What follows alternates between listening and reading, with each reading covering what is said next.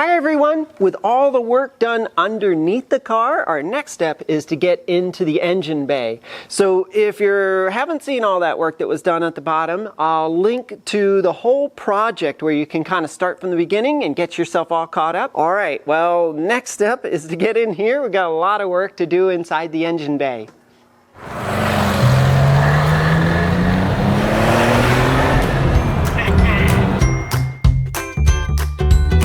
What I want to do to start with, we've got a lot of stuff we have to do in here. I'm going to try and get out some of the pieces that are kind of in the way. So we've got some of this heating system that's back here and a couple other bits that I'd like to pull off. I think it's going to make our life a lot easier. And then we've got fuel back here that we have to deal with. We've got electrical over here. We've got wiring harnesses and things we want to get done. So just being able to get some access, I think, is a great way to start. Now, I've had this out before. It's not a big deal. There's a 10 millimeter there and there's a clamp down here for this big tube, and then this guy here is mounted down on the side of the shroud here. So air comes in the fan, goes up here, there's another helper fan there, and it goes down into the heating system. And that's all well and good, it's just in the way. There's a bolt back here on the top of this tube. It's easiest to get off with a nut driver actually. On this car, it's an 8 millimeter. We just pull this guy off. So and at the base of this tube is just a rubber connector here with a couple of hose clamps. So we can loosen this guy up. It's a little hard to get to. There's a bunch of stuff in the way. And we can now pull this guy straight out, and that's that away. Voila. Voila. And so just as a matter of course, anytime you take something open and you've got an open hole, put something in it just in case something falls into it. I know these are just the heat exchangers, but boy, that'd be a super big pain if you drop like an important bolt in there or something. Getting it back out, fishing it out would be a pain. So we just put this guy in here and then we don't worry about it. Behind this cover over here,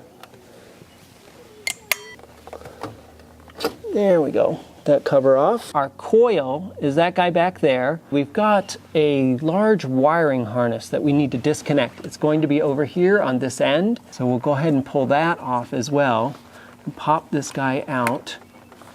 Pulls off reasonably easily, I think. So the connector looks like this, easy enough to pull off. If any of these connections are the least bit suspect, notice this white that we see around here, a little bit of corrosion. We're going to go ahead and clean all of that. We're going to make sure that's spotless. So if we look over here, we've got 3 connectors as well. These are connectors for the fuel injection system actually, and we also have this guy here, which is our oxygen sensor, so we're going to have to deal with that as well. But these have to come off. Now you want to make sure that you've marked these, and see somebody's already gone through and put 2 red marks there and 3 there, but the little red guys are missing. Now I may not do my nails very often, but I do find good use for nail polish. Should be in every toolkit. I know that sounds funny, but it's a great paint to put in every toolkit. So we're going to put 3 little dots here. There we go, to match the 3 that are already there. Those 2 are there, and this one is white, so it's completely different. And I believe it's a single connector or 2 connector, and these are different. They're different size. Okay, that's our 3 connectors there. Making progress. This is a whole bunch of grounds here.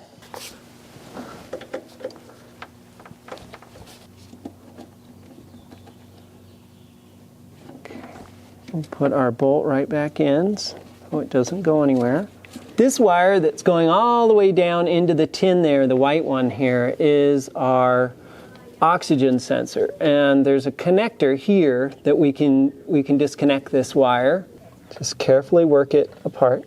There we go. This is the newer version where actually has 3 wires to it. I'm going to go ahead and remove the rest of this heater vent system. And the reason, you wouldn't really technically need to do it, but there's some connections in the back that I need to get to, fuel lines, and there's another electrical connection back there. And I won't be able to show you guys what's going on without this thing out of the way. Now I have to take it all off anyways, because when we take the engine out and we're going to pull the heads off and stuff, all this stuff has to come off anyways. So might as well do it now.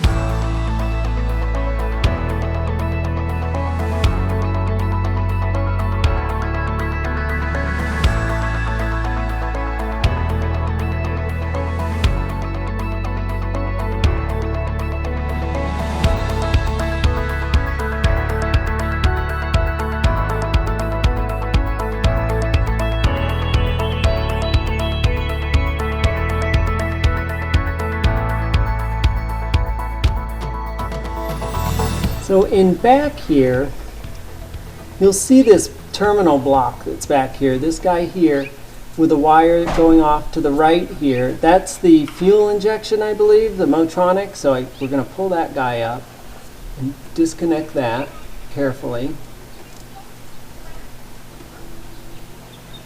It's so hard to do because I can't see it. There we go. All right, so we've got those connectors there. We want to make sure that guy is back and out of the way. This is our coil back here, so we want to make sure we pop this guy off here and get our coil wire off the top. We're going to have to pull that out as well. There we go. Pull your coil wire off. There we go. So what I'm doing is I'm just kind of going around looking for anything that is connected to the car on one end and the engine on the other. And here's another example. There's a vent line here. I'm going to go ahead and pull this guy off. Be very, very careful. Look how old that plastic is there, huh? Boy, that looks a little dicey and a little sketchy. So careful of this thing. You really don't want to break these bits like that. They're kind of hard to replace.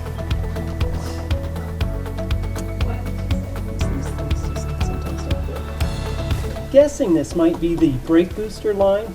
Oh, there we go. There we go. Careful, you do not want to break that. So this little vent line that's back here, this guy has to come off. It's pretty much on its way off anyways, but it has to come off. This guy here, there's really nothing holding it on, so just pop that guy off. I think I'm going to remove the air filter cover here. It's just, I think we need some access to some of the stuff in the back. So there's 4 clips that look just like these on the front, and there's 2 in the back as well. They're a little hard to get to, but not the end of the world. You can kind of feel your way back there to grab them. There it is. And you just kind of work this guy out. So we have a vent line here we have to remove, this one here, and then there's one up here. It's maybe a little harder to see behind the air conditioning line there. Those 3, we need to get those loose. There we go. All right, great. So we can get some of these out, get a little better maneuverability. There's one that came off fairly easy. Feels fairly loose, feels like it wants to come off as well. This little guy up here, there it goes. Okay, so then we've got our last one here. All right, so we've got all of these electrical connections. Here, we've got this one. So this is the airflow meter, this is the throttle body, this is something else. And then we have over here, this guy here is, remember we did a video on this. This is the, whatever this thing is called. I don't know, it's like a cold start regulator. Here we go. It's one. This guy here, which I've had off before. All right. And then our last one down here on the throttle body. There we go. So there's our blue connector there. And our wiring harness that goes through here. We'll carefully pull this through here because we need it to go through here. We're going to pull it through on the other side just to get it up and out of the way. Don't want it interfering with the engine as we pull it out. Okay, there we go. Well, I think we're just about there. We only have a couple of things to do, and they're things I think I'm going to do right before we drop the engine anyways. One is the fuel lines we have to disconnect. I just don't want them open. I don't want the garage smelling like gas. Well, the second thing is our air conditioner here. That stays with the car, not with the engine. Because of all the hoses and stuff, I don't want to break any of that loose. Pull the belt, disconnect this guy, and you kind of flop it up over the rear haunch here. It's kind of a weird thing, but it worked. So that's pretty much it for now, I think. I still need to build that cradle for the bottom of the engine for when we drop it, so I'll let you know how that turns out. Check us out on Instagram as well. So any of the stuff that I'm doing, if you want to keep up to date and kind of see it a little bit early, subscribe to our Instagram channel as well. The next step is going to be pretty much to drop the engine. It's going to be pretty sweet. So if you haven't subscribed to the channel, go ahead and subscribe, and then hit that little bell next to it so you're notified next time we upload a video. This is going to be a long series. It's going to be super cool, and you're not going to want to miss any episodes. All right, well, Thank you so much for watching, and as always, a special thank you to our Patreon supporters. Well, until next time, safe travels. Bye.